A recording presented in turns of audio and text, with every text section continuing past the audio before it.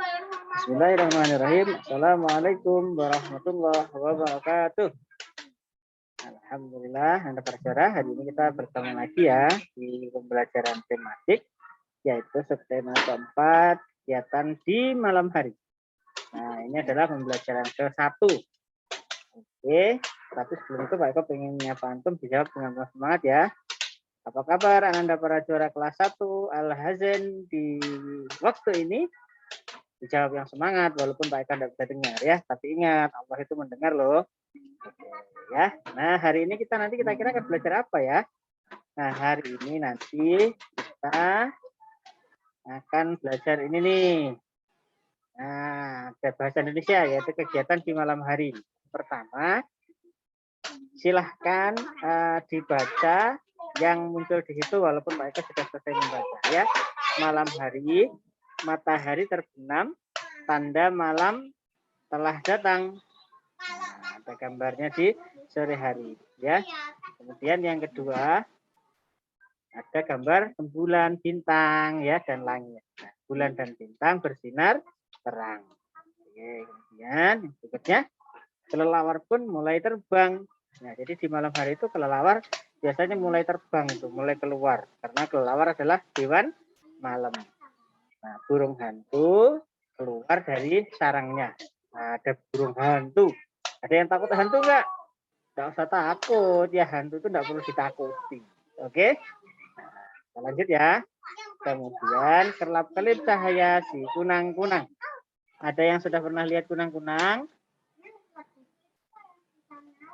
Ya, memang sekarang kunang-kunang ini agak jarang ya ada di sekitar kita karena kurang tahu, mungkin karena habitatnya ya banyak yang tidak berumput, banyak kurang pohon-pohonan, jadi kunang-kunang itu jarang sekarang. Kalau zamannya Pak Eko dulu banyak kunang-kunang dan itu bagus sekali kalau malam. Ya, kita lanjut. Nah, sambutlah malam dengan hati yang senang. Kenapa kita harus senang menyambut malam hari? Ya karena waktu kapanpun itu adalah anugerah dari Allah Subhanahu wa Ta'ala. Jadi harus selalu kita syukuri. Nah, ya siapa yang ngantuk kayak gitu? Ya, dibaca. Mata pun akan terpejam saat kantuk datang. Jadi kalau malam ngantuk itu sudah wajar. Kalau malam nggak ngantuk, nah ini yang agak bahaya. Biasanya antara minum kopi atau sakit. Nah, nanti coba antum tanya ke ayah atau bunda antum ya. Sakit apa kalau malah nggak ngerasa ngantuk itu. Oke? Berikutnya, nah malam adalah waktu yang disediakan Allah Subhanahu wa Ta'ala untuk beristirahat. Jadi secara kodratnya malam itu memang disediakan Allah untuk beristirahat. Tapi gimana Pak Eko itu kalau malam kok ada yang kerja, jadi Pak Satpam itu masih kerja, ya itu beda lagi. Tapi kan ya enggak mungkin Pak Satpamnya kerja setiap malam, betul nggak? Ya betul dong, pasti cuma gantian aja ya.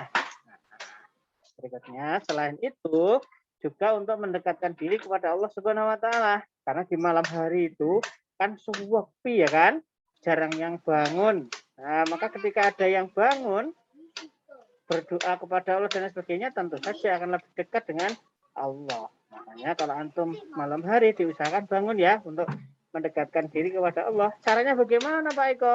Caranya ini salah satunya bisa dengan berzikir. Ya, berzikir itu ada banyak.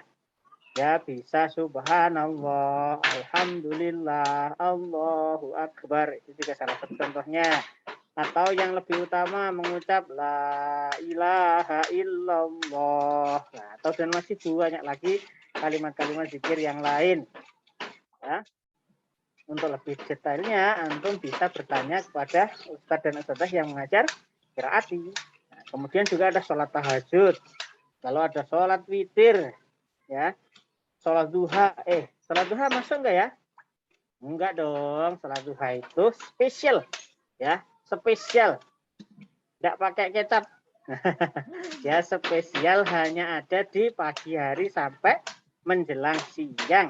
Sholat duha itu. Berarti kalau malam hanya sholat tahajud dan sholat witir. Kemudian ada tilawah. Tilawah itu membaca Al-Quran. Belum bisa Pak Eko. Nah, kalau belum bisa, semangat dong belajar qiraatinya ya.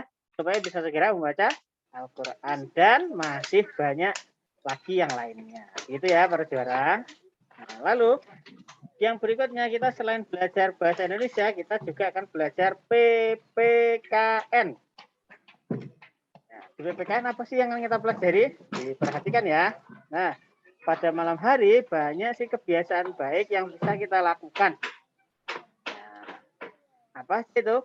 Seperti tunjukkan gambar pertama, misalnya sholat maghrib, lalu kemudian baca Al-Quran ya bersama kakak atau bunda atau dengan ayah. Salah satunya. Kemudian yang terakhir sholat isya. Ini saya salah satunya saja ya, hanya beberapa contoh. Lalu berikutnya ada mengulang pelajaran dengan tekun.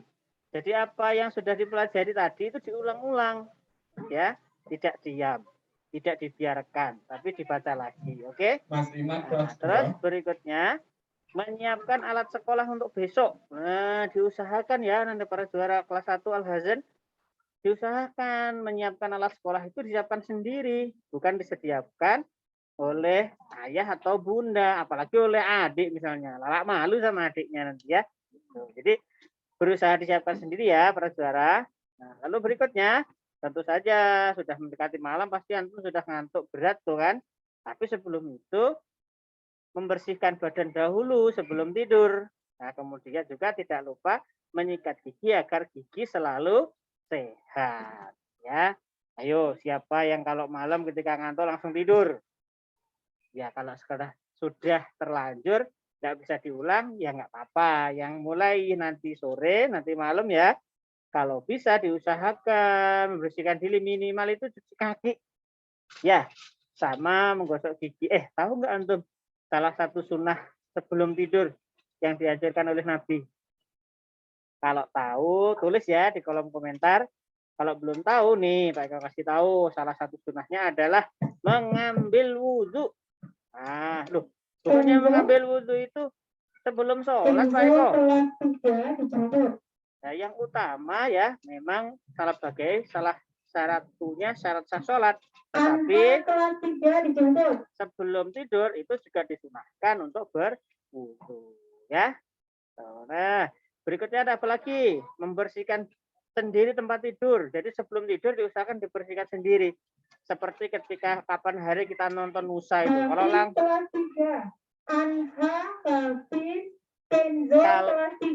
Kalau langsung tidur ya biasanya nanti ada setan yang ikut tidur di situ. Maka harus dibersihkan dulu pakai sapu lidi. Nah, setelah itu tentu saja harus berdoa dong. Kan tadi sudah wudhu juga. Jadi kita lengkapi dengan berdoa sebelum tidur sebagai tanda syukur. Itu ya untuk materi PPKN kita. Lalu berikutnya terakhir adalah materi SBJP. Salah satu kebiasaan yang baik adalah memanfaatkan alam untuk membuat karya seni. Oh, kemarin kan antum sudah buat kolase. Ayo. Siapa yang belum mengumpulkan kolasenya? Ayo. Yang belum mengumpulkan, nanti segera mengumpulkan ya. Jangan sampai kalah dong sama teman-teman ya. Jadi kalau kemarin apa pakainya? Bebas. Ya, kalau kemarin ada yang sudah pakai daun, nah ini berarti masuk di sini nih, memanfaatkan alam. Loh, kalau belum gimana Pak Eko? Ya nggak apa-apa ya. Nah, di alam itu banyak sekali bahan-bahan yang bisa digunakan untuk membuat karya. Salah satu hasil alam yang bisa digunakan untuk membuat karya adalah biji-bijian. Nah, jadi biji-bijian itu bisa dibuat kolase. Namun kalau Pak Eko sendiri lebih senang kalau pakai daun-daunan kering karena memang sudah tidak bisa dimanfaatkan untuk yang lain. Ya, sisanya hanya untuk pupuk, untuk yang lain-lain. Kalau dibiarkan malah jadi sampah. Kalau kita manfaatkan berarti mengurangi sampah, ya kan?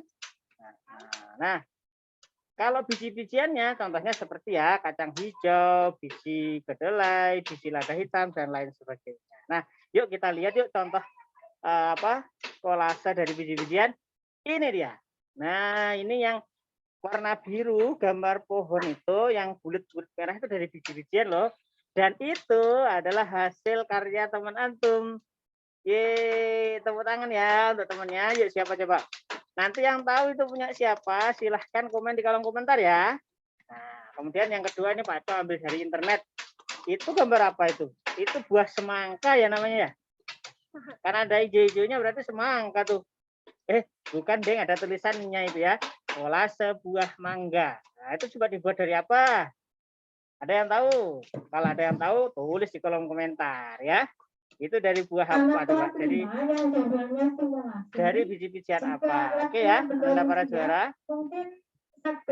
Nah, adapun berikutnya untuk pembelajaran kita hari ini ada sesuatu yang ingin Pak Eko sampaikan kepada antum, yaitu sebuah pesan moral. Ya. Pesan moralnya adalah malam selain digunakan untuk istirahat juga sebagai tempat kita lebih mendekatkan diri kepada Allah Subhanahu wa taala. Jadi Anda para juara yang kece-kece, yang keren-keren ya, yang ikhwan solihah, salah ding, yang ikhwan yang solih-solih ya, kemudian yang ahwat yang solehah. Ingat, malam itu bukan hanya tempat kita untuk tidur tok sampai ngorok-ngorok ya.